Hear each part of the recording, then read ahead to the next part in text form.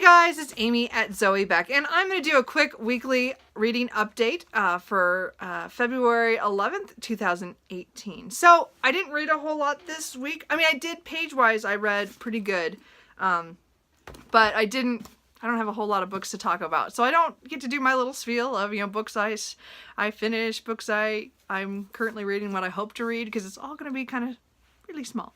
Anyway, so this week was primarily focused on one book because I was working a lot of hours as well. I don't know. I mean, maybe a lot of you do a lot of hours all the time. I just don't like that. Most of my jobs have been where they go in phases. So this next month is going to be kind of hard because I'll be doing overtime every day for weeks. Anyway, so I'm not getting as much reading done as I would like, but I focused on one book this week pretty much, and that was The City Stained Red by Sam Sykes. Now, this is a great epic fantasy, the first book in a trilogy called Bring Down Heaven. I really enjoyed this book.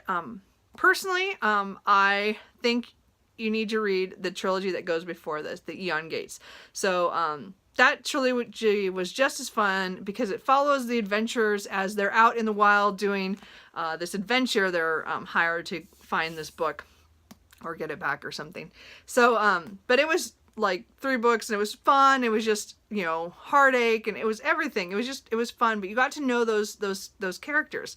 Then you come to this book and they come to this big city. And so there's a whole different setting and whole different set of problems and all their issues with each other and with themselves. And this book is really good. I really enjoyed this. I mean, this was so high on enjoyment. I just loved it. But I know that the author himself says that you could start here and move forward. And I can understand because this book, I think, is a lot tighter than the first trilogy was. So, I mean, as long as you go into the first trilogy for fun and don't take it too critically, because like I said, his action scenes are much better in this one. They were action scenes in the other one that I really enjoyed, but I always felt that the writing wasn't quite there, and now he's dialed in, and I really enjoyed it in this one. Of course, he hurts all my favorite characters in this book, which is so sad. Anyway, so I would, as I said, personally, I would read the other trilogy first. I mean, if you want to just jump into this one, you can. Just be aware there's going to be a few things that they bring up that you might not understand. I don't know. I think it really does, you need to read the other trilogy, but that's just me. So, but I really enjoyed this. I actually finished this on Thursday at work on my last break. I was reading till the end. Now the problem was that I had a book hangover from this because I came home. All I wanted to do was to pick up the second book, which is The Mortal Tally. So I'm still fighting that in some ways because I really want to continue on, because it's not like it's the first book, so it's luckily I've waited till I have all of them to read. But I said I'm trying to hold off reading the next book because I don't want to stall out in the middle. You know how you get into the middle, sometimes the second books you stall out on things because it's just not as slow, because they're building up things finishing off things from the first book and then starting for the third book. And so I don't want to get in that right now. I want to wait at least a month to pick up the next book so that I'm ready to, if I do there is a slow point, that I can get past it. I'm not saying there is, I'm just saying that to me is always a problem if I try to read a trilogy straight, which is why I don't most of the time. Anyway, so Thursday night, I couldn't decide what to read again. I wanted to pick up The Mortal Tally, and I did not do that. I didn't let myself. I was just like, no, I can't. So I tried 3 books, and I just could not get into anything. I did read a little bit more on the Map by Simon Garfield. Simon Green's one of my other favorite authors. Sorry about that. So Simon Garfield, this is a book on maps and the history of how they came about and how things were changed on them. And it's very interesting on history and stuff. And there's a lot of pictures and stuff, so I kind of like that too.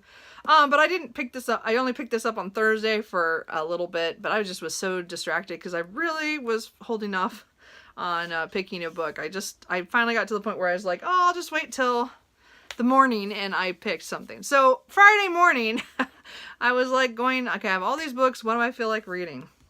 Well, I decided to go with my next part to my TBR, which was my classic pick, which was The Three Musketeers. So again, I've read this before several times. This is either my third or fourth reading. I keep thinking this must be my fourth, but I can't remember for sure. It's been at least 10 years since the last time I picked it up, though.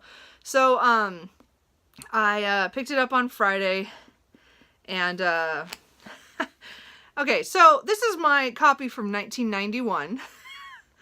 I've had it all these years. This has traveled with me to more places I can count living-wise, as well as 2 other states, plus coming back here twice. So it's moved a lot. It's had its travel time, but it's not a very good copy more. It's yellowing and it has some stains, and it does have that kind of old book smell, but not the good kind. Anyway, so I was like, I think it's time to upgrade. So I got lucky and I was able to get another copy from Amazon really quickly. And again, I didn't pay money for this. I used my gift card. I did good in one place. Anyway, so this is the new copy of The Three Musketeers. The translation appears to be about the same between the two. I kind of compared them. This one was done by Eleanor Hockman. So when I started this, it sounded a lot like her translation. There's only a few places I saw some of the phrasing a little differently, but really it was so close that I thought, oh, maybe it is the same one. So I went to look to see who the translator was. Now, you translators out there, or people who read more translated fiction than I do, let me know if this is normal. So it put in here, the translation contained within remains anonymous, as are many English editions of Andre Dumas's work.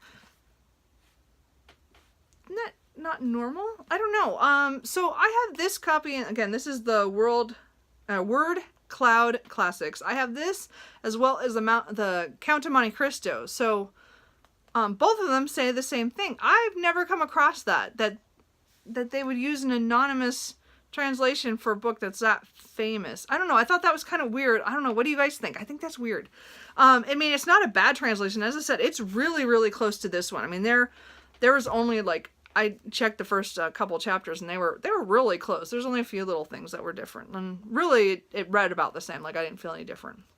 So weird. Anyway, so I am rereading the Three Musketeers, and I'm hoping to get this done this month, and then I'll wait a couple months, and then I'm going to continue with the series this year. So as I keep finding books, as I have 6 now books to read, I think altogether. So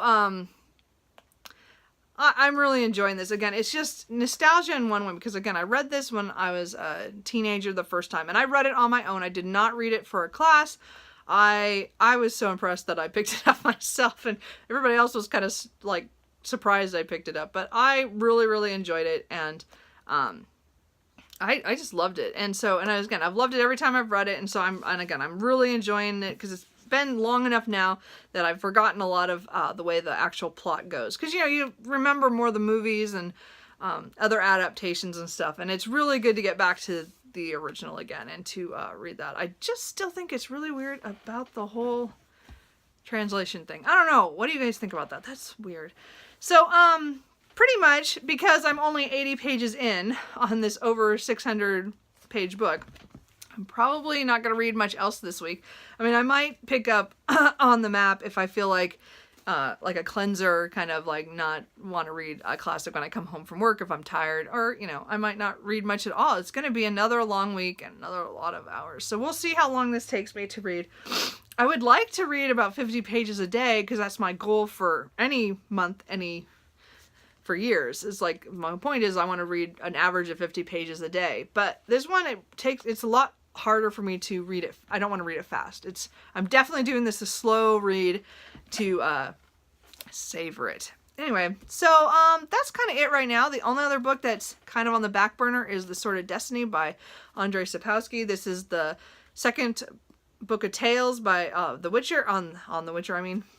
Elliot Brooks is doing her read-along this month. I've marked out where I'm supposed to be reading, but I have not started yet. I just got the book middle of last week, so haven't started it yet. I'm not sure if I'm going to get to it until after I get done with Three Musketeers. I didn't want to start it right after The City Stained Red. Fantasy. I was just trying to mix things up. But anyway, so hopefully this fantasy I will hit later in the month, but it might pick it up to offset a lot of the classic. I don't know. Who knows? Who knows? So anyway, that's it. I will talk to you guys later. Bye.